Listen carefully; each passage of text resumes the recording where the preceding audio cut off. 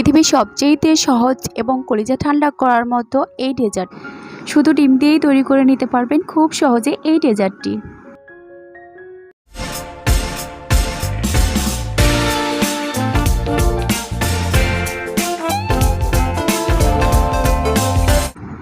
Hi everyone, আসসালামু আলাইকুম। কেমন আছেন সবাই? আশা করি আল্লাহর রহমতে সবাই ভালো আছেন, সুস্থ আছেন। আমরাও আলহামদুলিল্লাহ খুবই ভালো আছি। আরও একটি নতুন ভিডিও নিয়ে আমি আপনাদের মাঝে চলে আসলাম।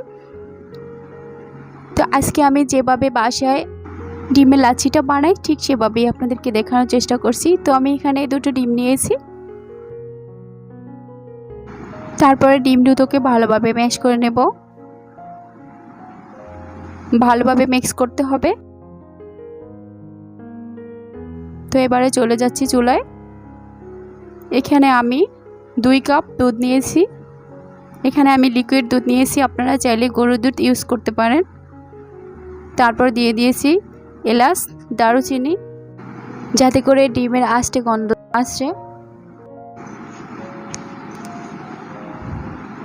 তারপরে আমি 2-3 মিনিট জাল করে নিয়ে এলাচটা উঠিয়ে নেব। এলাচ দারচিনি দুটোই উঠিয়ে নেব। তারপর আমি এখানে দুধ দিয়ে দেব।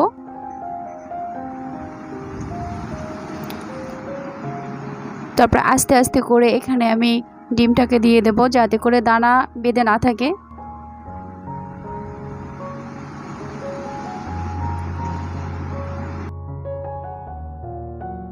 ডিমটাকে খুব আস্তে আস্তে করে ঢালতে হবে।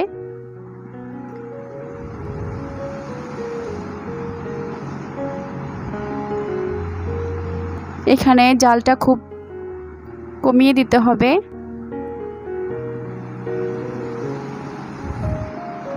তা না হলে দানা বেঁধে যাবে। তারপর এখানে আমি দিয়ে দিচ্ছি চিনি। আপনারা চাইলে চিনির পরিমাণটা কমিয়ে বাড়িয়ে নিতে পারেন, যে যার স্বাদ মতো।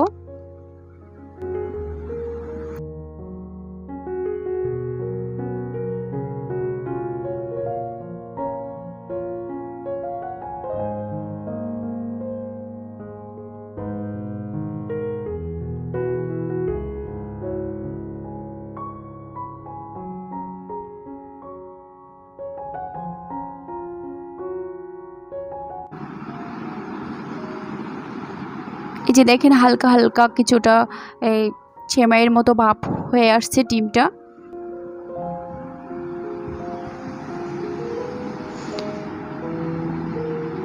তারপরে কিছুটা লবণ দিয়ে দেব। তো এবারে লাচ্ছা সেমাইয়ের মতোই হয়ে গেছে।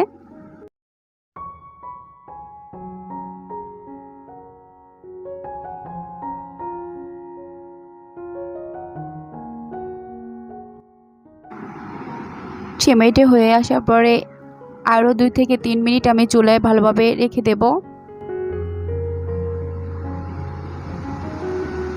তো এবারে হয়ে আসছে।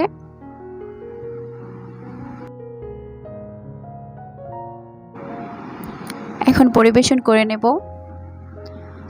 তো আপনারা ডেকোরেশনের মাধ্যমে যে যার ইচ্ছে মতো ফল দিয়ে নিতে পারেন, যে যার স্বাদ মতো। তো আমি এখানে কিছুটা ফল ইউজ করেছি, আপেল ইউজ করেছি, খেজুর ইউজ করেছি, কলাও ইউজ করেছি। তো আপনারা চাইলে হাতের কাছে কিশমিশ হয়তো বা বাদাম দিয়ে সাজিয়ে নিতে পারেন। তো হয়ে গেছে আমার ডেজার্ট। এবার সবার কাছ থেকে বিদায় নিচ্ছি। সবাই সুস্থ থাকবেন, নিরাপদে থাকবেন। আল্লাহ হাফিজ, আসসালামু আলাইকুম।